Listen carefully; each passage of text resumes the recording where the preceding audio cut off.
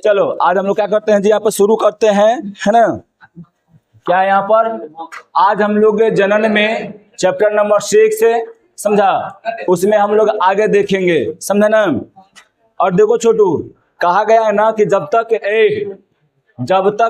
जब डंडा बमकेगी तब तक, उसने उल्टी कर बोल दिया ना, हो गया सब सही है। हाँ शुरू करें ना, चलो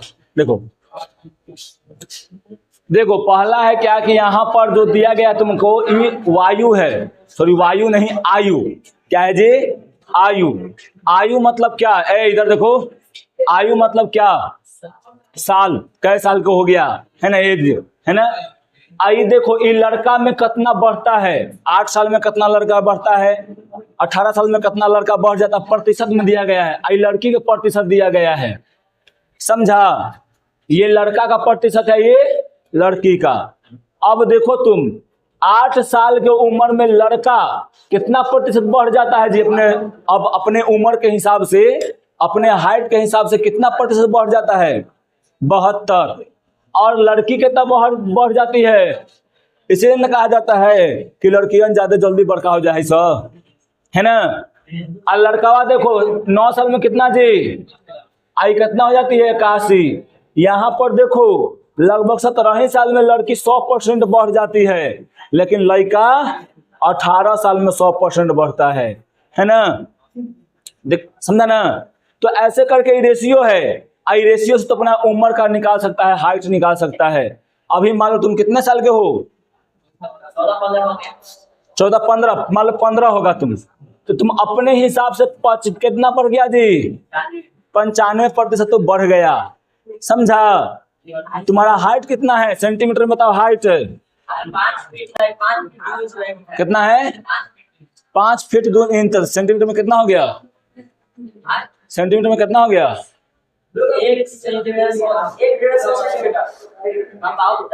500 हो गया था, नहीं 1 मीटर में 100 सेंटीमीटर होता है। 1 फीट में कितना सेंटीमीटर, 12 पॉइंट कुछ होता है ना, 30.48। तो गुना कर लो, कितना देगा, 5 × 30.48, यानी 152, 153 है तू, 153 सेंटीमीटर के है। तो देखो ये फार्मूला है, क्या है जी, फार्मूला। ये लिख दो, कितना है, 100 नहीं दिए छाप के, आज पढ़ा रहे हैं ना। तो ये लड़का देखो सोनुआ कितना है, 15 साल में ये कितना हो गया है, 153 इंच के हो गया, सेंटीमीटर के हो गया, कितना हो गया जी, 153 सेंटीमीटर। और एक, हाँ आयकर देखो पूरा, तो तुम्हारा आयु कितना है जी, आयु कितना है, आयु तुम्हारा 15, तो 15 कर, सॉरी 15 है, तो 15 में कितना प्रतिशत बढ़ जाता है आदमी, 95। तो यहाँ क्या कर दो, 95 कर दो, समझा। अब एकड़ा के अंदर गुण है, कैसे भागा,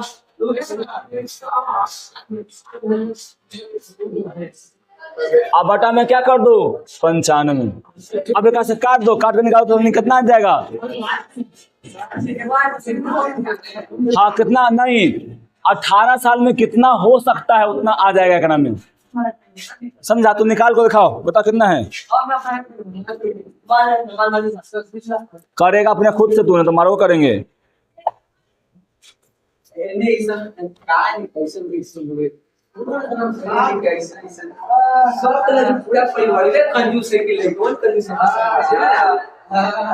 जब मैं क्लास लो हूँ, देखो तुम 18 साल में ना कितना हो जाएगा, 61 सेंटीमीटर हो जाएगा, 161 सेंटीमीटर। 1 फीट हो गया कितना, 5 फीट 5, हम बता सुनो पहले, 5 फीट तो 4 या 5 हो जाएगा, 5 को हो जाएगा तू, हाँ तुम कितना होगा, 5 फीट 4.5 इंच है ना। तो 5 फीट 4.5 यानी तुम्हारा लगभग हो जाएगा 155, 57, 4 इंच है ना। तो तुम्हारा लगभग है, तुम्हारा सेंटीमीटर है, लगभग में ले रहे हैं 158 सेंटीमीटर तू है, समझा ना। तू 18 साल में कितना सेंटीमीटर का हो जाएगा? देखो उम्र तुम्हारा कितना है? 16 है। देखो 16 में तो कितना बढ़ जाएगा? 98% तो बढ़ जाएगा। कितना बढ़ जाएगा जी? 98% तो बढ़ जाएगा। अब क्या कर दो? कर दो 98, काट दो, कितना हो जाएगा? कितना आ जाएगा बोलो? ए करेगा 15, तू को है बंदरी है। अरे कितना हो जाएगा जी बोलो ना रे फटाक से ना। तू 161.2 इंच हो जाएगा। 18 साल में तो 161.2 सेंटीमीटर का हो जाएगा, समझा? हाँ इतना ही 18 साल में हो पाएगा बस। 161 सेंटीमीटर हो जाएगा। अब एक सेकंड रुक जाओ, अब तक एक निकाल ले। हाँ हाँ इतना ई रेशियो है लगभग में। नहीं हार्मोन अब नहीं बढ़ेगा ना, वो उम्र के लेवल से बढ़ता है 18 साल। सुनो ए तुम्हारा कितना उम्र है? 15। तो देखो कितना सेंटीमीटर का तू है? फीट 4.5 होता है कि ना? 4.5 होते ना। तो देखो निकाल लेते हैं कितना हो जाएगा ये। रुको ना,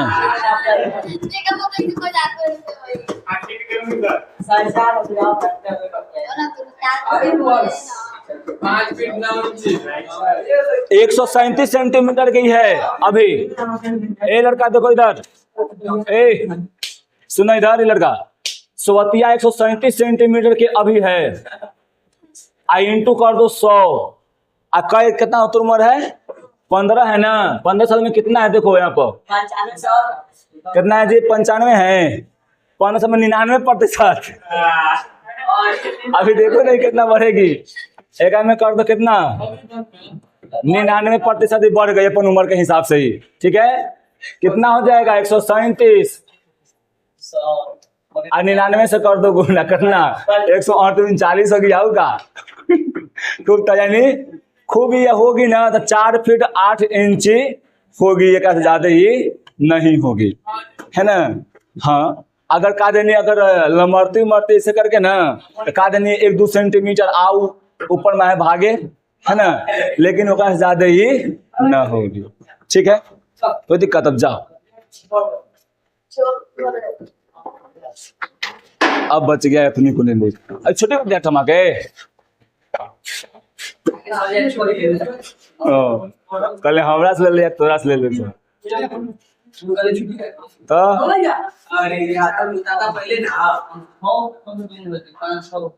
क्या कितना था?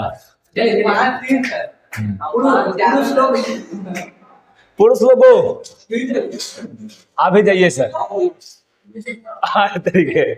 अब देखो छोटू यहाँ पे अब है नर जनन अंग, बैठ जाओ उधर, है ना। देखो नर जनन कोशिका उत्पादित करने वाले अंग एवं जनन कोशिकाओं को निषेचन के स्थान तक पहुंचाने वाले अंग संयुक्त से क्या कहलाता है जी? नर जनन अंग कहलाता है। यानी क्या बोला कि जनन कोशिका, जनन कोशिका, जनन कोशिका मतलब क्या? ओकरा में से जो स्पर्म बनता है वो सब, है ना, के उत्पादित करने वाले अंग, है ना, यानी जो स्पर्म को यानी शुक्राणु को जो उत्पादित करता है वो अंग, और जनन कोशिकाओं के निषेचन, निषेचन जहां पर निषेचन होता है ना, और जहां पर देखो उसे जनन कोशिका को पहुंचाने वाला यानी एक जगह से दूसरी जगह पहुंचाने वाला अंग के सब को अगर मिला देते हैं ना तब वो क्या कहलाता है जी?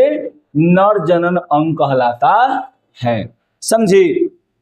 अब उसके बाद देखो पुरुष जनन तंत्र शरीर के श्रोणी, श्रोणी मतलब ई वाला पार्ट को बोलते हैं, ठीक ना, श्रोणी क्षेत्र यानी पेल्विस रीजन में अवस्थित होता है ना। इसके अंतर्गत एक जोड़ा वृषण होता है, फिर सहायक नलिका होती है ना, फिर निकला में क्या होता है जी? कुछ ग्रंथियां भी होती हैं, और बाह्य जनन क्या बोलते हैं जनन इंद्र शामिल निकला में होते हैं। ठीक है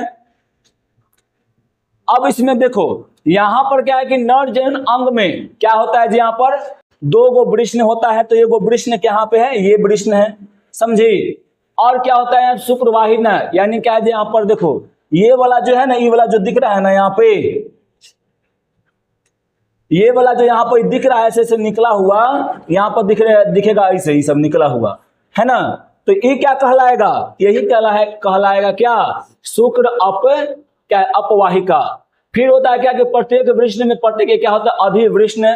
देखो यहाँ पर जो दिख रहा है ना ये वाला क्या है जी, अधिवृष्ण है, समझे। अब फिर क्या है शुक्रवाहिनी। शुक्रवाहिनी कौन होता है, जो स्पर्म को ले जाने का काम करता है। आगे मैं तो देखो ऐसे करके नली है ना, ये नली है, यहाँ पर देखो ये नलिया यहाँ पर निकला हुआ है ऐसे करके, दोनों पट्टी से एक निकला हुआ है ना, यही क्या है शुक्रवाहिनी है ना। अब यहाँ पर देखो फिर शुक्राशय, जहां पर शुक्राशय क्या हो जाता है जी, यहाँ पर जाके इकट्ठा हो जाता है। यहाँ पे ग्रंथि है, मतलब एगो थैला होता है ना, यहाँ पे एगो थैला होता है जहां से इधर से आएगा और यहाँ पे आके जितना भी स्पर्म होगा, शुक्राणु होगा, वो सब यहाँ पे स्टोर हो जाता है, बनता है, आगे बताएंगे बनता है यहाँ पे है, समझिए। एक में कोशिका होता है, वो जर्म कोशिका होता है, वहां कोशिका में बनता है, सटोली वो सेल होता है जहां पे वो क्या काम होता है, विकसित होने का काम करता है, आगे बताएंगे, ठीक है। फिर क्या होता है मूत्र मार्ग, यानी शिश्न के सहायता से क्या करता है जी, वो जो भी मतलब होता है शुक्राणु यानी स्पर्म सीमेन जो होता है, इसके द्वारा फिर क्या होता है ये बाहर चला आता है। अब यहां पर देखो फिर इसमें क्या है, बाह्य जनन इंद्र के वे अंग हैं जो शरीर के बाहर दिखाई देते हैं, यानी बाह्य जन यानी एक्सटर्नल जेनाइटल कौन होता है, जो शरीर के बाहर दिखाई देता है ना। जैसे में यहाँ पेनिस हो गया, फिर क्या हो गया यहाँ पे क्या इसको बोलेंगे, पेनिस हो गया है ना, महिलाओं में क्या हो जाता है जो योनि हो गया, ये सब क्या हो गया, ये सब जो है ये सब हम लोग को बाहर दिखाई देता है। और बाहर दिखाई देने वाले ऑर्गन को हम लोग क्या कहते हैं जी, एक्सटर्नल जेनाइटल कहते हैं, यानी बाह्य जनन नेत्र कहते हैं, है ना, जो क्या करते हैं जी प्रजनन की प्रक्रिया में शामिल होते हैं। देखो पुरुषों में क्या होता है जी, लिंग होता है और अंडकोश होता है ना, यानी वृष्ण, ये जो अंडकोश है ना, ये वाला अंडकोश है ना, तो ये पुरुषों में पाया जाता है। और क्या है जी, ये वाला जो है शिश्न है ना, यानी लिंग है। महिलाओं में क्या रहता है जी, भगकोश रहता है, ठीक है, फिर भगोष्ठ रहता है। क्या होता है यहाँ पर जी, भगोष्ठ होता है, जो क्या कहता है जिसको मैं कहता 3 लेयर होता है। एक लेयर क्या होता है जी, सॉरी इसमें 2 लेयर होता है। इस पहले का लेयर का क्या नाम है, लिबिया मेजोरा, और लिबिया क्या होता है जी, माइनोरा। और फिर वो क्या होता है यहाँ पे भाग होता है, यानी वाल्व होता है जो शामिल रहता है। देखो यहाँ पर जो है ये जो ऊपरी वाला भाग है ना, ये सब है, ये वाला ऊपरी वाला भाग होता है, उसको बोलते हैं लिबिया मेजोरा। और यहाँ पे जो इसके अंदर में जो भाग रहेगा ये वाला ना, इसको कहते हैं लिबिया माइनोरा, है ना, ठीक। कोई दिक्कत इसमें, बोलो हेलो।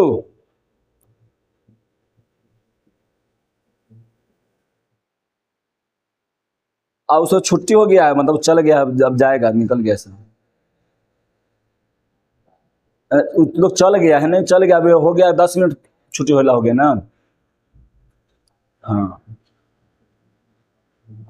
समझी, एक में कोई डाउट तुम लोग को बोलो, कोई दिक्कत नहीं यहाँ पे। देखो फिर यहाँ पे आगे पढ़ेंगे, फिर क्या होता है, देखो यहाँ पे वो तुमको लोग को दिख रहा होगा हाइमन, है ना, ये हाइमन लेयर होता है, जो क्या करता है जी यहाँ पर कुमारपन का यहाँ पर ये सबूत होता है, ठीक है।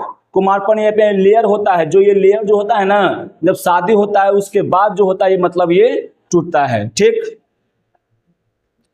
अब यहाँ पर देखो आगे, अब फिर क्या है जी, हम लोग चलते हैं वृष्ण के पास।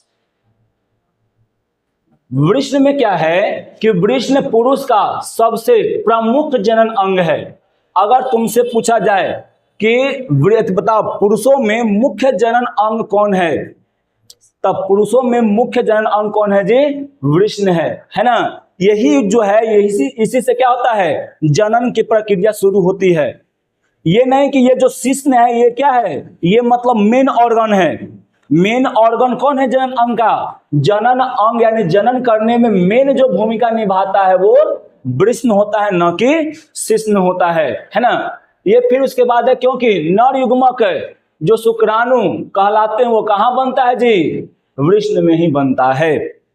समझे? वृष्ण में ही क्या बनता है जी? ये मतलब क्या बोलते हैं उसको? शुक्राणु का निर्माण होता है, बाकी मतलब है कहीं पे नहीं। समझे? उसी में जो होता है बहुत सारा कोशिका होता है, बहुत सारा सेल होता है, वहीं पे क्या होता है उसका निर्माण होता है। ठीक है? नहीं, अगर नहीं रहेगा ना तो उसको बोलते हैं हम लोग नपुंसक।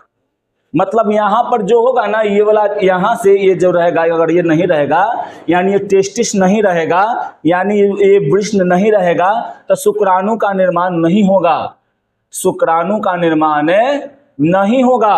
और जब शुक्राणु का निर्माण होगा ही नहीं तब ये क्या हो जाएगा जी? तब यहाँ पे आगे में जाएगा नहीं, तो यहाँ से फिर जब शुक्राणु अगर जाएगा ही नहीं तो फिर वो बच्चे का फॉर्मेशन कर ही नहीं सकता है। समझी? अब बच्चे का फॉर्मेशन नहीं होगा तब बताओ यहाँ पे क्या वो आदमी बांझ है ना, एक तरह से हो गया, बांझ ही हो गया ना। अब उसके बाद यहाँ पर देखो, प्रत्येक पुरुष में 2 अंडाकार वृष्ण होते हैं, एक इधर होता है और एक इधर होता है। ठीक है? जो उदर गुहा से बाहर, ये उदर गुहा है ना, इसके थोड़ा सा मतलब दोनों जांघों के बीच में एक त्वचा या पेशियों से मतलब बनी थैली में स्थित होता है। इस थैली को हम लोग क्या कहते हैं जी? अंडकोश कहते हैं, या क्या कहते हैं? स्क्रोटम कहते हैं। क्या बोलते हैं जी? स्क्रोटम ही कहते हैं, अंडकोश कहो या तुम क्या कहो? वृष्ण कोश कहो। समझी? तो ये होता है इसका। अब है उसके बाद क्या कि वृष्ण कोश,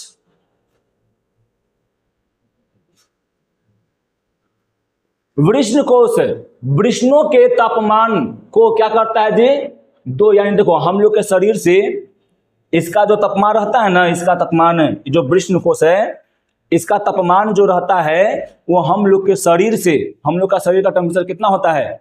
37 डिग्री सेल्सियस, है ना? 37 डिग्री सेल्सियस होता है हम लोग का बॉडी का टेम्परेचर, है ना जी? तो एकरा से कितना 2 से अढ़ाई डिग्री सेल्सियस कम टेम्परेचर क्या रहता है? वृष्ण के पास रहता है। हाँ, लगभग 35 या 34.5 ऐसे करके ये रहता है। ठीक? तो याद रखना कितना कि वृष्ण कोश में क्या होता है जी? शरीर के तापमान से कितना डिग्री सेल्सियस कम रहता है? 2 से लेके 2.5 तक। समझे? फिर कहते कम रखने में सहायता होता है जो शुक्राणु जनन के लिए बहुत ही आवश्यक होता है। शरीर के टेम्परेचर पे यहाँ पे शुक्राणु जनन नहीं होता, अगर होता तो वहां पे कुछ फॉल्ट मतलब बहुत सारा दिक्कतें आती है ना। इसलिए क्या होता है यहाँ पे उसका जो है ना वृष्ण कोश का जो टेम्परेचर होता है वो कम रहता है, बॉडी के टेम्परेचर से ज्यादा रहेगा तो वहां पर निर्माण नहीं होगा। समझी?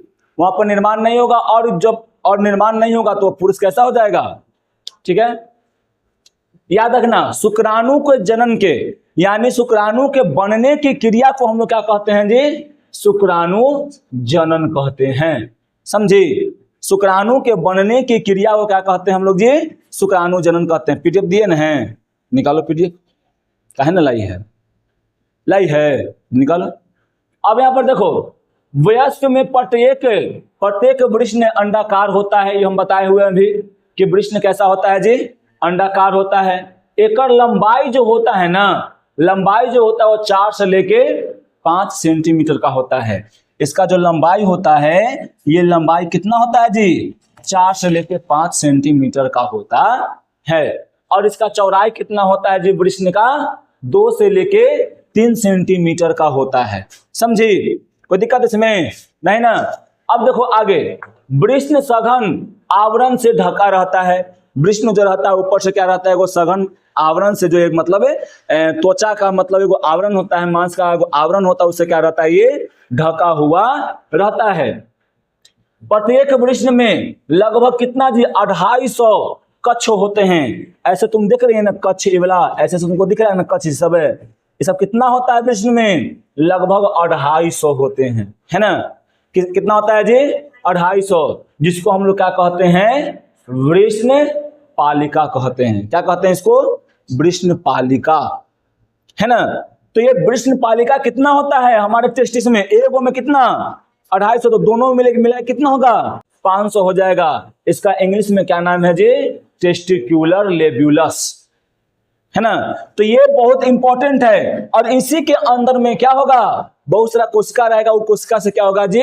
शुक्राणु का निर्माण होगा। याद रहेगा ना कि वृष्ण के अंदर में वो क्या, वृष्ण पहले क्या रहता है? ऊपर से सघन आवरण से ढका हुआ रहता है, ठीक है। इसमें कितना होता है जी? लगभग 250 कक्ष होते हैं। ऐसे ऐसे कक्ष होते हैं 250, जिसको हम लोग क्या कहते हैं? वृष्ण पालिका यानी टेस्टिक्युलर लेब्यूलस कहते हैं। कोई दिक्कत इसमें? बोलो। फिर उसके बाद क्या है आगे कि प्रत्येक वृष्ण पालिका के अंदर 1 से लेके 3 अधिक कुंडलित शुक्र जनन नलिका होता है, यानी सेमिनल ट्यूब्यूलस होता है। यहां पर देखो, एकरा में लगभग ऐसे कुंडली कुंडली रहता है, ऐसे ऐसे रहता है, ऐसे ऐसे ऐसे रहता है, ऐसे। तो एगो यह हो गया, एगो यह हो गया, एगो यह हो गया, ऐसे करके 3 गो एकरा में रहता है। यानी एगो, मान लो ई वाला एगो क्या खांचा हो गया इसका, यानी एगो टेस्ट, यानी एगो वृष्ण पालिका हो गया। अब एकरा में 3 गो रहेगा, ऐसे ऐसे ऐसे फिर करके ये चल जाएगा, समझी। तो ऐसे करके कितना रहता है जी? 3 गो एकरा में क्या रहता है? कुंडलित शुक्र जनन नलिका होता है। सब क्या है? ये नलिका है, देखो एकरा में नलिका दिख रहा होगा, ऐसे करके दिख रहा है ना। तो क्या है जी? ये टेस्टिक्युलर यानी सेमिनल ट्यूब्यूलस है, तो होता है। इसी के अंदर में आगे देखो चलते हैं क्या होता है कि जिसमें शुक्राणु पैदा होते हैं, और इसी के अंदर में क्या होता है जी? शुक्राणु का निर्माण होता है। समझ आ रहा है? बताओ, शुक्राणु का निर्माण कहाँ होता है? तो शुक्राणु का निर्माण होता है वृष्ण पालिका। वृष्ण के अंदर में वृष्ण पालिका होता है, और यही वृष्ण पालिका में क्या होता है? जो शुक्राणु का निर्माण होता है। समझी ना? समझी? आइए अब देखो, तो शुक्राणु पालिका के अंदर में कौन रहता है? शुक्र जनक नलिका होता है, और यही शुक्र जनक नलिका में ही क्या होता है? जो वहां पे निर्माण होता है। क्या में फिर रहेगा कौन? 2 गो सेल रहेगा, जो अभी आगे हम तुमको बताएंगे, ठीक है। कोई दिक्कत इसमें? और जानवे करते कि शुक्राणु के जनन की प्रक्रिया क्या कहते हैं? शुक्र जनन, हाँ, यानी शुक्राणु जनन कहते हैं, ठीक है। अब यहां पर देखो, प्रत्येक शुक्र जनक नलिका का भीतरी भाग दो प्रकार की कोशिकाओं से स्तरित होता है। बताए ना भी कि एकरा में 2 गो, यानी यह जो होता है शुक्र नलिका, एकरा में 2 गो क्या रहता है जी? कोशिका रहता है। पहला कोशिका का नाम क्या है?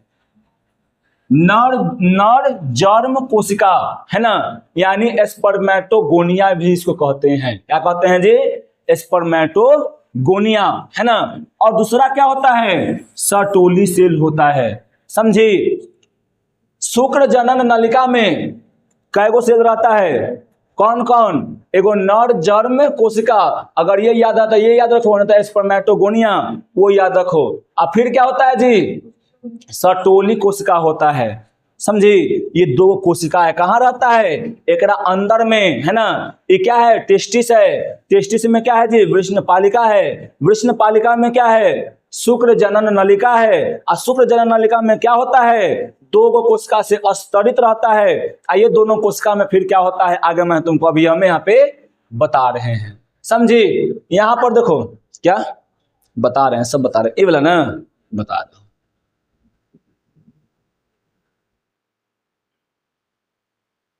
अब यहां पर देखो, ये लीडिंग सेल है, कोशिका तो लिख ले, लीडिंग कोशिका, कोशिका है, वृष्ण के अंदर में होता है। समझे? अब देखो, नर जनन कोशिका अर्धसूत्री विभाजन के फलस्वरूप क्या होता है जी? शुक्राणुओं का निर्माण करती है। समझे? यानी बोल रहा है कि नर जन, तुमसे पूछ दिया जाएगा, बताओ कौन से कोशिका के द्वारा शुक्राणु का जन्म होता है? नर जर्म कोशिका के, है ना। और सूत्री एगो प्रक्रिया है, 2 भागों में खाली बांट देता है, ठीक है। तो तुमसे अगर पूछा जाए तो अच्छा बंद है, करो तो लगाए हुए हैं थे या हम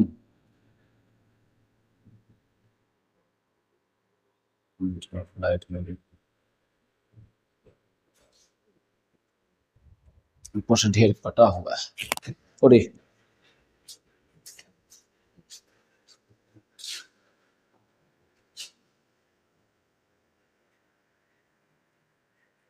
ठीक है। तो यहाँ पर देखो क्या है ना, यहाँ पर कि नर जर्म जो कोशिका होता है, नर जर्म कोशिका क्या होता है जी, अर्धसूत्री विभाजन के द्वारा क्या करता है, शुक्राणुओं का निर्माण करता है। तो तुमको बता, याद रहेगा ना ये वाला बातवा कि ये मतलब क्या होता है जी, कहाँ पे इसका निर्माण होता है। अगर तुमसे हम पूछे कि वृष्ण में शुक्राणु का निर्माण कौन सा कोशिका के द्वारा होता है, नर जर्म कोशिका के। कहां पर होता है, तो शुक्राणु जनक नलिका में होता है। शुक्राणु जनक नलिका कहां होता है, वृष्ण पालिका में होता है ना। अब वृष्ण पालिका कहां होता है, वृष्ण में होता है ना। अब वृष्ण कहां होता है, तो वृष्ण कोश में होता है। और वृष्ण कोश कहां होता है, तो पुरुष के जनन अंग है। ठीक है। जबकि क्या है यहाँ पर जी, सर्टोली कोशिका जड़ में कोशिकाओं के को क्या करता है जी, पोषण प्रदान करता है, न्यूट्रिशन। अब मान लो कि ये आदमी क्या कर रहा है, काम कर रहा है ना। तो ये आदमी क्या करेगा, इसको भोजन ला के देगा, है ना। भोजन ला के देगा तो ये क्या करेगा, ये हेल्दी रहेगा, तंदुरुस्त रहेगा, तो ये काम करता हुआ चला जाएगा। तो याद रखना, तुमसे पूछ दिया जाएगा, बताओ कि जर्म यानी नर जर्म कोशिका को कौन सा कोशिका जो होता है वो पोषण प्रदान करता है, तो कौन करता है जी, सर्टोली सेल। कौन करता है, सर्टोली सेल करता है। और ये शुक्राणुओं का भी क्या करता है, पोषण, शुक्राणुओं को भी पोषण देने का काम करता है। ठीक है। अग्र पिट्यूटरी ग्रंथि द्वारा स्रावित क्या होता है जी, ल्यूटिजाइनिंग हार्मोन यानी LH लीडिंग कोशिकाओं को क्या करता है जी, टेस्टोस्टेरोन बनाने के लिए उत्तेजित करता है। याद रखना, पिट्यूटरी ग्लैंड पड़ी है। पिट्यूटरी ग्लैंड क्या है, मास्टर ग्रंथि जो दिमाग में रहता है। अब ये क्या करता है कि यहां से हार्मोन स्रावित करता है, ब्लड में मिल जाएगा। ये कौन सा हार्मोन होता है जी, LH। LH मतलब क्या, ल्यूटिनाइजिंग हार्मोन होता है। ये ल्यूटिनाइजिंग हार्मोन जो होता है, ये जाता है और जाता है वृष्ण के पास। वृष्ण में क्या होता है गोजी, लीडिंग सेल होता है ना। ये लीडिंग कोशिका जो होता है वो किससे का क्या करता है जी, टेस्टोस्टेरोन हार्मोन का मतलब उसको स्रावित करता है। यानी टेस्टोस्टेरोन को निकालने के लिए ये LH जो होता है कहता है लीडिंग सेल को कि तुम टेस्टोस्टेरोन हार्मोन को निकालो। तब इसके मदद से क्या करता है ये जी, टेस्टोस्टेरोन हार्मोन को निकालने का काम करता है। समझी, कोई दिक्कत इसमें नहीं ना, बता रहे हैं। अब बता, तुमसे खाली पूछ दिया जाएगा कि टेस्टोस्टेरोन हार्मोन कौन से कोशिका से निकलता है, लीडिंग कोशिका से निकलता है। लीडिंग कोशिका कहाँ रहता है, वृष्ण में रहता है। समझे, वृष्ण में होगा, समझना। अब बता, तुमसे ये पूछ दिया कि टेस्टोस्टेरोन हार्मोन कहाँ से, कौन से शरीर में कौन से ग्रंथि से निकलता है, तो वृष्ण ग्रंथि से निकलता है। कोई दिक्कत है यहाँ पे, यहाँ पे कोई दिक्कत है। अब देखो इसका टेस्टोस्टेरोन क्या होता है पहले बता देते हैं। टेस्टोस्टेरोन एगो मेल हार्मोन है, समझी, जो क्या करता है, शुक्राणु को बनने में मदद करवाता है। शुक्राणु को बनाने में क्या करता है जी, मदद करता है। जगह में टेस्टोस्टेरोन नहीं निकलेगा, काम में थी शुक्राणु कम बनेगा, नहीं बनेगा, न के बराबर बनेगा। और जब नहीं बनेगा तो क्या हो जाएगा फिर, ठीक, जन्म नहीं कर पाएगा, है ना। और ये बॉडी को उत्तेजित भी करता है, समझी, ये उत्तेजित भी करने का काम करता है। जैसे दाढ़ी मूंछ ये सब आया हुआ है, तो ये सब इसी के हार्मोन के कारण आया हुआ है। ठीक है। अब आगे बढ़ें। अब क्या है जी, यहां पर शुक्र जनन। क्या है यहां पर जी, शुक्र जनन। देखो, शुक्र जनन नलिका अंदर की ओर आपस में क्या होते हैं जी, जुड़े रहते हैं। और अत्यधिक क्या रहता है जी, कुंडलित नलिका बनती है, जिसे क्या कहते हैं, अधिक वृष्ण वाहिनी कहते हैं। समझी, क्या होता है जी, ये आगे में मतलब पूरा एकदम जुड़ा हुआ रहता है, बहुत सारा ऐसे ऐसे करके जुड़ा रहता है। और जो आगे क्या थी मतलब निकल क्या होता है, कुंडली के जैसा होता है, पूरा एकदम कैसे, पूरा धागा लपेट दो, है ना, धागा लपेट देगी वैसा पूरा एकदम कुंडली जैसा बन जाता है ना। उसी के अनुसार क्या रहता है, ये अधिक वृष्ण रहता है, एकदम कुंडलित रहता है। एगो ये नलिका है ना, जो कि यहाँ से बनेगा, यहाँ से क्या बनेगा, शुक्राणु बनेगा। और शुक्राणु यहाँ बनकर क्या करेगा, वो आगे महे में जाएगा। अब देखो, अब पढ़े क्या, अधिवृष्ण। अधिवृष्ण कौन होता है बताओ।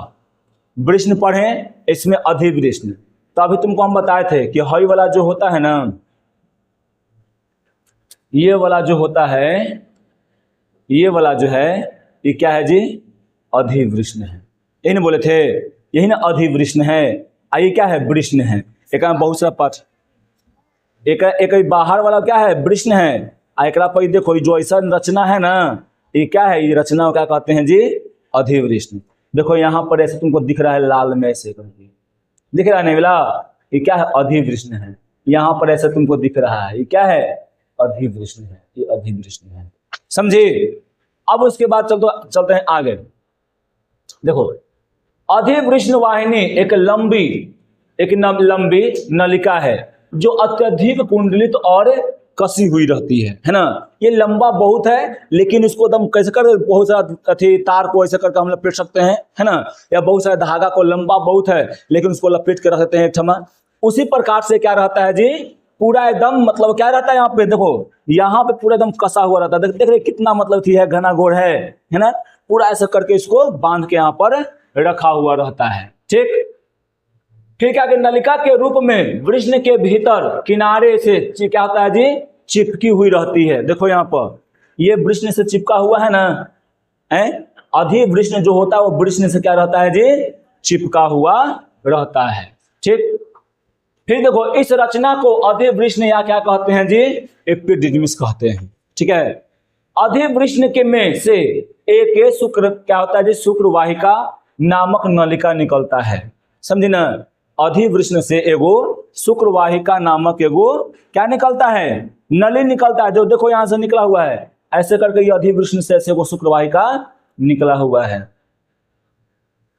शुक्रवाहिका ये वह है ना, शुक्रवाहिका नली है। समझी, ये शुक्रवाहिका नली निकलता है। देखो यहाँ पर स्पष्ट करके दिखाया गया है। ठीक है, तो शुक्रवाहिका कहां से निकलता है, अधिवृष्ण से निकलता है। ठीक है ना, अधिवृष्ण शुक्राणुओं का संग्रह स्थान होता है। याद रखना, जब यहाँ पे शुक्राणु बन जाता है ना, यहाँ पे शुक्राणु का निर्माण हो गया। समझे, अब यहां से आएगा एकरा में, और एकरा में क्या होगा, परिपक्व होगा। परिपक्व मतलब क्या, बड़ा होगा। जन्मेगा तो छोटा रहेगा, है ना, यानी उतना मतलब परिपक्व नहीं रहेगा। लेकिन अब यहाँ पर आएगा और यहाँ पर कुछ दिन तक रहेगा, कुछ घंटा या कुछ दिन तक रहेगा, और क्या होता है जी, यहाँ पे परिपक्व होता है। अब परिपक्व होकर अब फिर वहां से आगे में निकल देता है। क्या, जब वो निकलता है ना तो उसके लगभग 72 घंटा क्या क्या मतलब, हम नहीं समझे तुम्हारा। हाँ, अच्छा वो तो यहाँ पे नहीं, उतना थोड़ी उम्र थोड़ी है। देखो यहाँ पे कहने का मतलब है ना कि यहाँ से ही बना तो 12 साल का बनना तो बात शुरू हो जाता है। ठीक है, तो 12 साल के बाद अब यहाँ से निकलेगा ना हार्मोन, ये जो शुक्राणु यहाँ से निकलेगा तो यहाँ पर कुछ घंटे के लिए रहता है, ज़्यादा नहीं, लगभग 72 घंटा या इसी 72 घंटा या 48 घंटा रहता है, यहाँ पे रहेगा। और यहाँ से फिर क्या करेगा, आगे में ये बढ़ जाएगा। समझी, ये कोई उम्र इसका नहीं होता। 12 साल के बाद हमेशा ये बनना प्रत्येक दिन बनता है। समझी, हाँ बनता है, तो नहीं वैसे नहीं होता, वो बताएंगे आगे, बताएंगे तो देखो ना, वहाँ पे बताएंगे। महिलाओं में जो होता है ना, वो 1 महीना में एक ही ओवम बनता है। ठीक, और वो प्रत्येक महीना बनते रहता है, हर एक महीना में एक ओवम बनते रहता है। ठीक है, हाँ पुरुष में लगातार मतलब बनते रहता है। ठीक है, अब यहाँ पे देखो इस भाग में शुक्राणु क्या होता है जी, परिपक्व। यानी तुमसे पूछा जाए कि शुक्राणु कहाँ परिपक्व होता है, तो अधिवृष्ण में होता है ना, जो सक्रिय के लिए मतलब सक्रिय होकर निषेचन के लिए मतलब तैयार हो जाता है ना, यानी योग्य बन जाता है। समझी, अब कोई योद्धा है, अब योद्धा को मतलब यहाँ पे मतलब सिखाएंगे ही नहीं, उसको पूरा मतलब परिपक्व नहीं करेंगे युद्ध में, तो उलट पाएगा कहीं पे, है ना। तो उस प्रकार क्या होता है, यहाँ पे शुक्राणु जो होता है यहाँ पे क्या करता है जी, यहाँ पे ये परिपक्व होता है। कहाँ पे, अधिवृष्ण में परिपक्व होगा, और वहां पे परिपक्व होकर ये क्या करेगा, आगे मत सक्रिय यानी एक्टिव हो जाएगा वहां पे। समझी, अधिवृष्ण में जाके वहां पे क्या हो जाएगा जी, एक्टिव हो जाएगा और एक्टिव होके वो क्या करेगा, आगे में है निकलेगा। अब देखो यहां पे, अब है शुक्रवाहिका। क्या है जी, शुक्रवाहिका।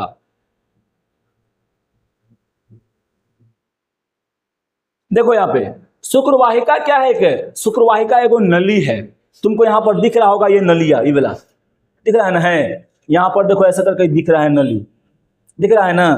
तो शुक्रवाहिका क्या है जी, एगो नली है, समझे ना। ये पुरुषों के प्रजनन तंत्र में एक पेशीय नली होती है जो अधिवृष्ण के अधिवृष्ण से क्या करता है जी, शुक्राणुओं को कहां पे निकालकर स्खलन नलिका में पहुंचाती है। यहां पर देखो, यहां पर ये स्खलन नलिका होता है, कहने गया ये वाला होता है स्खलन नलिका, समझे। यहां तक के पहुंचाने का काम कौन करता है जी, शुक्रवाहिका करता है ना। शुक्रवाहिका का देखो लगभग कितना होता है, 25 सेंटीमीटर होता है। देखो जब और आगे पढ़ेगी ना, और पढ़ेगी तो इसका मान जो होता है हल्का हल्का बदल जाता है, समझे। जैसे में हम लोग देखे हैं कि वो गै करे कुछ के वो मतलब था, मेडिकल बुक था, ओकरा में कर देले था कितना, 30 से 35 सेंटीमीटर देले था। फिर एगो और था, वो MBBS वाला बुक था, इसलिए वहां पे छोड़ दो, वो बहुत बड़का बुक था, है ना। उसको मेडिकल में होता है, जो पढ़ता है ना उसमें होता है। तो उसमें लिखा हुआ था कितना, उसमें 30 से लेकर 45 तक लिखा हुआ था अधिवृष्ण का, शुक्रवाहिका का लंबाई। लेकिन हर कोई सब किताब में थोड़ा सा क्या करता है, में वेरिएशन दे रहता है। लेकिन हम लोग के बुक में कितना दिया गया है जी, 25 सेंटीमीटर दिया गया है। तो हम लोग 25 सेंटीमीटर को ही मानेंगे, समझिए। हाँ ये सब दिखाया जाता है, प्रैक्टिकल दिखाया जाता है सब, समझिए। थोड़ी ना ऐसा मतलब वहां पे खाली हो जाए कि पढ़ा दिया, थ्योरी से काम चल गया। वहां पर थ्योरी से काम नहीं चलता है, क्योंकि वहां पर थ्योरी काम नहीं आता है, थ्योरी कम और प्रैक्टिकल ज्यादा होता है वहां पे, ठीक है। अब देखो यहाँ पर क्या होता है जी, यह जो होता है जिसका दीवार जो होता है वो मांस का होता है ना। पूरा बॉडी हम लोग का क्या है, मांस का बना हुआ है, समझे। फिर वो में हड्डी उड्डी भी है, लेकिन यहाँ पे जो भी यहाँ पे ऑर्गन है सब क्या है, सब मांस का है। दोनों शुक्रवाहिकाएं वृष्ण के पीछे से इनके समानांतर आगे बढ़ती है और मूत्र मार्ग तक मतलब क्या होता है जी, जाता है ना। यहाँ कट गया है, समझे। तो क्या करता है जी, मूत्र मार्ग तक ये क्या करता है, जाने का काम करता है। अब है स्खलन नलिका। तो स्खलन नलिका में क्या हो जाएगा, यहां पर देखो स्खलन नली, ये दो छोटे नलिकाएं हैं जो शुक्रवाहिका और शुक्राशय की नलिका से मतलब बना होता है। देखो अब यहां तुम बोले कि शुक्राशय कौन है, शुक्राशय कौन है। तो यहां पर देखो, यहां पर ये तो तुमको दिख रहा ना है येलो, यही क्या है जी, शुक्राशय है। ये वाला क्या है, शुक्राशय। ये वाला क्या है जी, शुक्राशय। यहां से स्पर्म आएगा यहाँ पर, और क्या कर जाएगा जी, यहाँ पर इकट्ठा हो जाएगा, यहाँ पर इकट्ठा हो जाएगा, समझिए। और फिर जब कॉपुलेशन होता है ना, मैथुन होता है, तब जाके क्या होता है जी, यहाँ से ये बाहर इधर से निकल जाता है। मैथुन मतलब स्त्री और पुरुष जब साथ में आते हैं, ठीक है। अब उसके बाद देखो यहाँ पे दोनों स्खलन नलिका क्या होता है जी, एक पूर्ण अस्त यानी वो ग्रंथि होता है, ये वाला क्या होता है जी, ग्रंथि, यानी जिसको कहते हैं प्रोस्टेट ग्लैंड कहते हैं। क्या कहते हैं छोटे, प्रोस्टेट ग्रंथि कहते हैं इसको। क्या कहते हैं इसको, प्रोस्टेट ग्रंथि। एक प्रोस्टेट ग्रंथि होता है। यहाँ पर देखो ये वाला क्या तुमको दिख रहा है, ये वाला ऐसे तुमको जो दिख रहा है ना, ये क्या है, प्रोस्टेट ग्रंथि है, समझिए। ये प्रोस्टेट ग्रंथि जो होता है ये बहुत मतलब यहाँ पे रोल निभाता है। अच्छा यहाँ पे देखते हैं क्या क्या इसका काम है।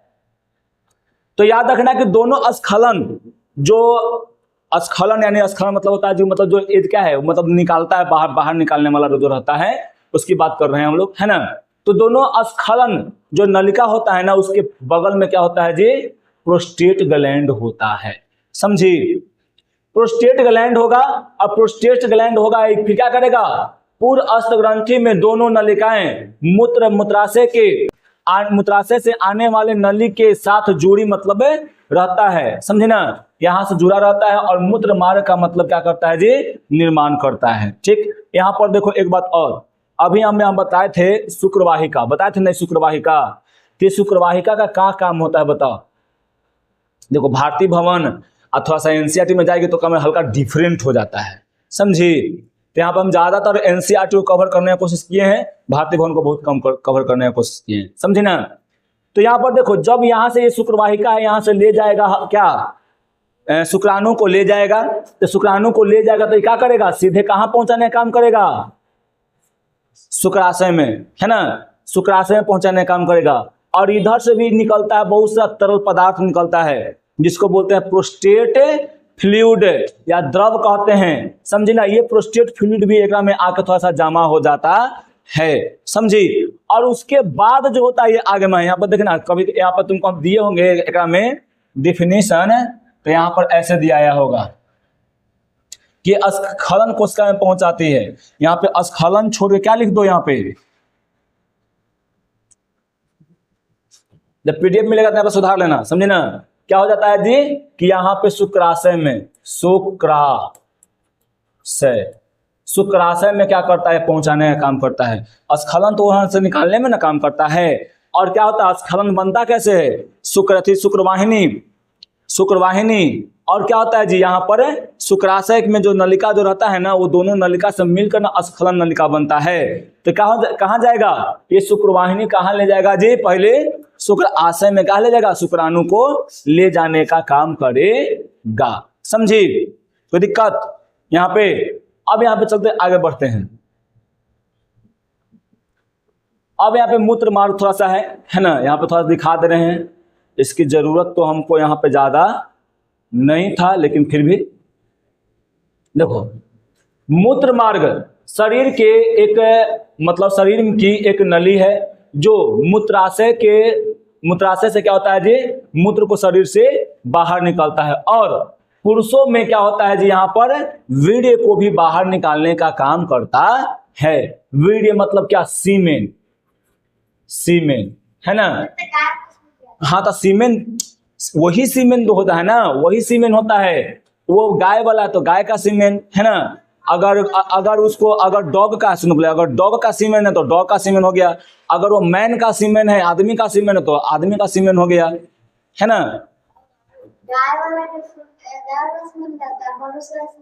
नहीं, पहला बात तो दोनों का क्या होगा, दोनों का जो है ना रासायनिक गुण नहीं मिलेगा और वो क्या कर जाएगा, उसमें नहीं होगा, समझे।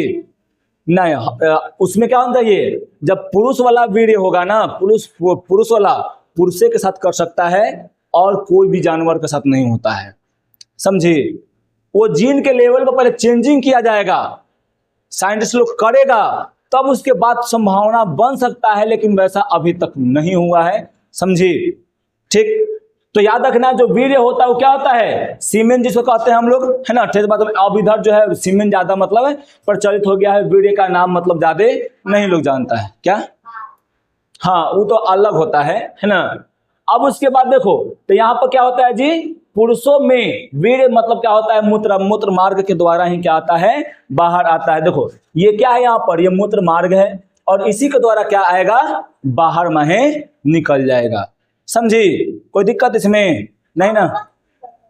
नहीं, जब कॉपुलेशन, जब मैथुन होगा तब, जब एक स्त्री एक पुरुष से जब क्या करेगा, शारीरिक संबंध बनाएगा ना, तब ही यहां से निकलता है, समझे, वीर्य। यहाँ ब्रेन से जब बोले ना कि ऑक्सीटोसिन निकलता है, वहां से जब ये उत्तेजित होगा तो यहाँ पे आएगा सूचना, और यहाँ पे जैसे ही आएगा ना, तो जब आएगा तो फिर क्या होगा, यहाँ से निकलने का काम करता है, ठीक। अब देखो मूत्र मार्ग एक लंबी मांसल मतलब क्या होता है जी, नली होता है। यह मूत्र मार्ग जो है क्या है जी, यहाँ पे एक मांसल संरचना है, एक मांस का बना हुआ एक संरचना एक राम में होता है, ठीक। अब इसमें देखो, इसमें जो होता है मूत्र मार्ग में दो गो सहायक ग्रंथि रहता है। एक कौन होता है जी, पूर्वअस यानी प्रोस्टेट ग्लैंड होता है। आयो कौन होता है, काउपर यानी इसको बल्बो यूरेथ्रल ग्लैंड भी कहते हैं। काउपर ग्रंथि को क्या नाम है दूसरा जी, बल्बो यूरेथ्रल ग्लैंड भी नाम है। तो तुमसे कोई पूछ दिया, बताओ कि यहां पर जो है इसमें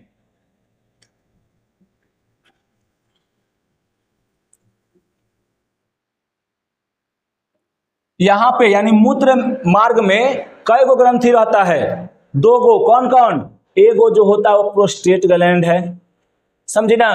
आज दूसरका क्या है जी? ये दूसरका एकदम दाना जैसन रहेगा, समझी, मटर के दाना जैसन रहेगा। उसको क्या बोलते हैं हम लोग? बल्बो यूरेथ्रल ग्लैंड बोलते हैं, या काउपर ग्लैंड बोलते हैं इसको। काउपर ग्रंथि, काउपर ग्रंथि कहते हैं, समझी। कोई दिक्कत इसमें? तो यहां पर होता है कहां? इस सेमिनल वेसाइकल। सेमिनल वेसाइकल मतलब क्या कि सेमिनल शुक्राशय, यानी जहां पर शुक्राणु इकट्ठा होता है ऊपर नीचे में ये होता है, ठीक है। तो ये यहाँ पर तुम क्या करना है, याद रखना पड़ेगा कि एक में मूत्र मार्ग में 2 गो नली, 2 गो ग्लैंड होता है। एगो प्रोस्टेट ग्लैंड है, एगो क्या होता है जी? हाँ, बल्बो यूरेथ्रल बोलो चाहे काउपर ग्रंथि, इसको हम लोग कह सकते हैं। कोई दिक्कत इसमें? अब उसके बाद देखो, मूत्र मार्ग के नीचे की ओर बढ़ने पर क्या होता है जी? शिश्न के मध्य में, शिश्न के मध्य से होता हुआ शिश्न के सिरे पर क्या होता है जी? वो मूत्र जनन छिद्र होता है ना। यहाँ पर क्या होता है जी? देखो यहाँ पे मूत्र जनन क्या हो गया? यहाँ पर जी एक छिद्र होता है, जिससे क्या होता है? वो बाहर निकलने का काम करता है। जिससे क्या होता है जी? मूत्र छिद्र से मूत्र और क्या होता है? वीर्य मतलब निकलने में मदद करता है वो, ठीक है। अब एक पूर्वस्थ ग्रंथ यानी प्रोस्टेट ग्लैंड के बारे में देखते हैं, है ना। देखो यहाँ पे पूर्वस्थ ग्रंथि में क्या होता है कि यह प्रोस्टेट ग्लैंड जो होता है वो पुरुषों में पाई जाने वाली एक छोटा सा क्या होता है जी? ग्रंथि है, जो मूत्राशय के ठीक नीचे होता है। यानी जो मूत्राशय जो होता है, देखो ये मूत्राशय है ना, एक ठीक नीचे का में यहाँ पर ये है, समझे।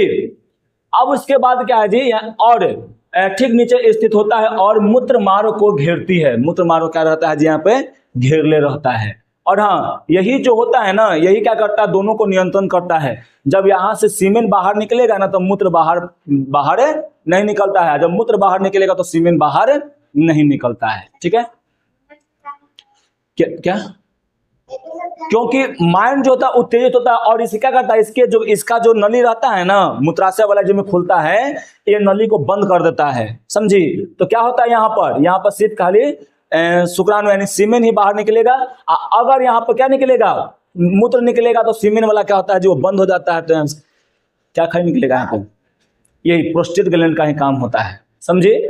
अब यहाँ पर देखो, पूर्वस्थ यानी प्रोस्टेट ग्लैंड का मुख्य कार्य एक तरल पदार्थ का उत्पादन करना होता है। प्रोस्टेट ग्लैंड जो है एगो क्या करता है जी? तरल पदार्थ का निर्माण करता है, समझी। तरल पदार्थ मतलब दुधिया कलर के, समझी ना। यहाँ पर क्या करता है जी?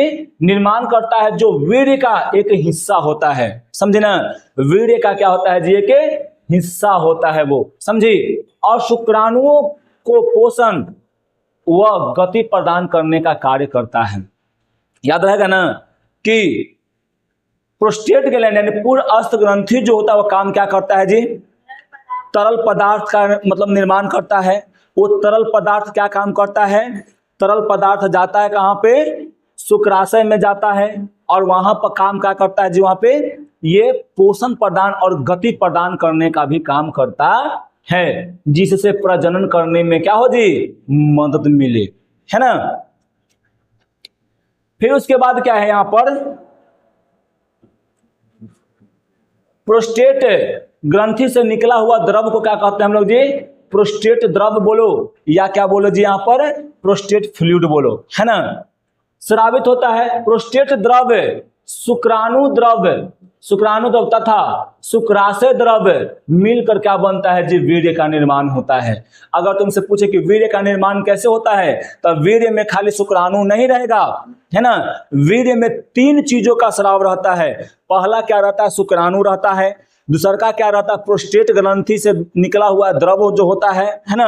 और तीसरा क्या होता है जी? ये भी जो है ना, शुक्राशय जो है ना, ये भी क्या करता है? वो द्रव का निर्माण करता है।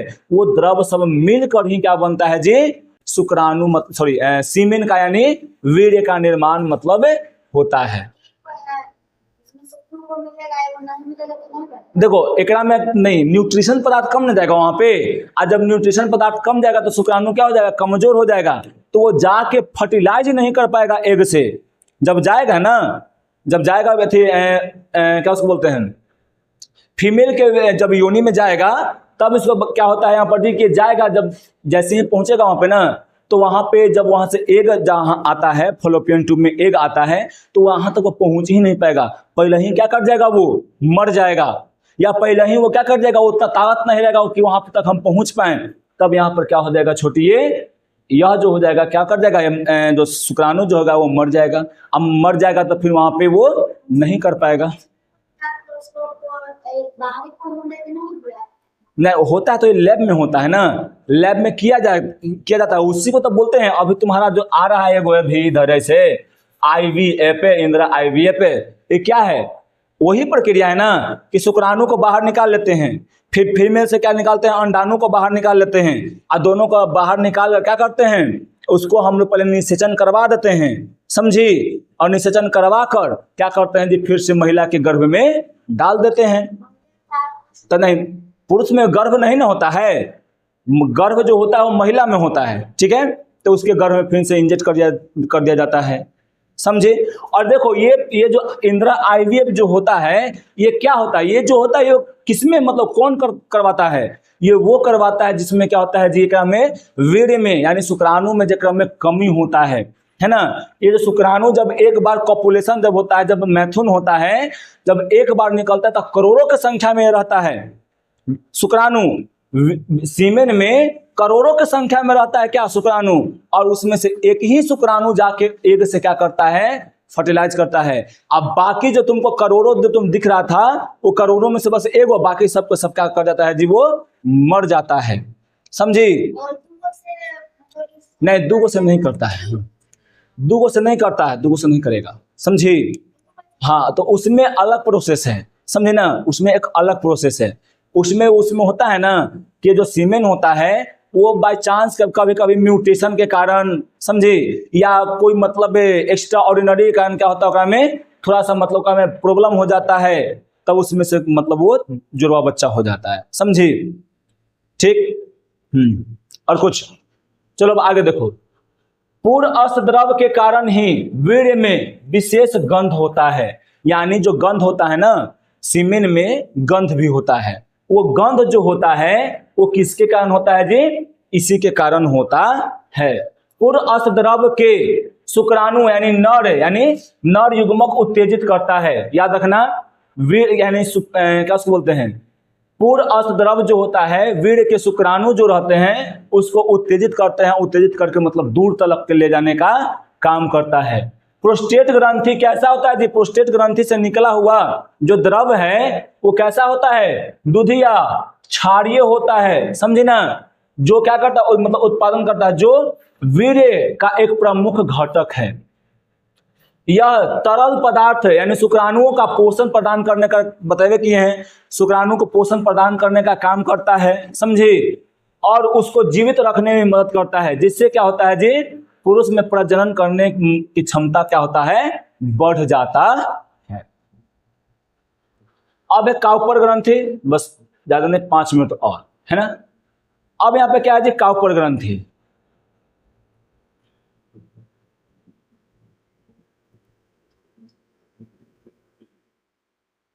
काउपर ग्रंथि है ना।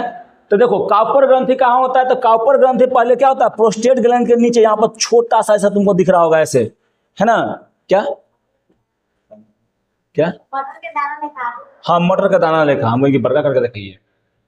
अब यहाँ पर देखो पूर्ण अष्ट ग्रंथि के एकदम ठीक नीचे यानी प्रोस्टेट ग्लैंड के एकदम ठीक नीचे क्या होता है, काउपर ग्रंथि यानी बल्बो यूरेथ्रल ग्लैंड होता है, समझे ना। वो एक जोड़ा होता है, मटर के दाना के जैसा होता है, समझे ना। इन ग्रंथियों की नलिकाएं मूत्र मार्ग में खुलती है। ये जो नलिका जो होता है कहाँ खुलता है जी, मूत्र मार्ग में डायरेक्ट खुलता है, समझे ना। यह ग्रंथि को क्षारीय द्रव का क्या करता है जी, स्राव करता है, समझी। जो मूत्र मार्ग के दीवार को क्या करता है, मूत्र के द्वारा उत्पन्न खुजलाहट और जलन को भी क्या करता है जी, जलन से बचाने का काम करता है है ना, ये हमेशा क्या रहता है, स्रावित तो होइत रहता है, समझे। जैसे ही मतलब कोई मूत्र यानी मूत्र विसर्जन करने जाता है तो उसमें ये हल्का सा क्या होता है, स्रावित तो होता है। और जो भी खुजलाहट है ना या जलन जैसा महसूस होता है, ओकरा में क्या होता है जी, उसको शांत करने का काम करता है, ठीक है। मैथुन यानी कॉपुलेशन के समय यह द्रव मादा की योनि की अम्लीयता को भी क्या करता है जी, नष्ट करने का काम करता है। यानी मादा का जो योनि होता है उसमें क्या होता है, थोड़ा सा अम्लीयता वो रहता है, यानी उसका में अम्लीय गुण रहता है। तो यहाँ से जब कॉपुलेशन होगा ना तो पहले यही द्रव निकलता है। कॉपुलेशन के समय काउपर ग्रंथि से ही क्या निकलता है जी, वो द्रव निकलता है ना। काउपर द्रव भी कह सकते हैं इसको, या बल्बो यूरेथ्रल द्रव भी कह सकते हैं। यही द्रव पहले निकलता है ना। वो द्रव निकल कर पहले कहाँ जाएगा, मादा की योनि में जाएगा और उसकी अम्लीयता को क्या करता है जी, खत्म करने का काम करता है। अब बताओ, जब वो अम्लीयता को खत्म करने का काम करेगा तो ये बल्बो यूरेथ्रल द्रव जो होगा वो कैसा होगा, क्षारीय होगा कि अम्लीय होगा? ऑब्वियसली क्षारीय होगा। क्षारीय होगा तब ना, क्षार और अम्ल मिलकर उदासीन बना देता है, समझी। अब देखो तथा क्या होता है जी, जैसे ही ये जाता है अंदर में और क्या करता है, इसको अम्लीयता को दूर करता है, तब क्या होता है, शुक्राणु वहां पे जाकर और आगे बढ़ने का काम करेगा। अगर ये नहीं जाएगा तो क्या होगा, अम्लीय गुण ज्यादा रहेगा तो शुक्राणु वहीं पे क्या कर जाएगा, योनि में ही वहां पे मर जाएगा, ठीक है। सुरक्षित रखने में और सहयोग करता है, ठीक है। अब उसके बाद देखो, यह जो पदार्थ होता है कैसा होता है जी, क्षारीय गाढ़ा होता है ना, हल्का चिपचिपा टाइप पर आता है, समझी। पारदर्शी होता है, एकदम लगभग पानी के जैसा होता है ना, वो चिपचिपा होता है, ठीक है।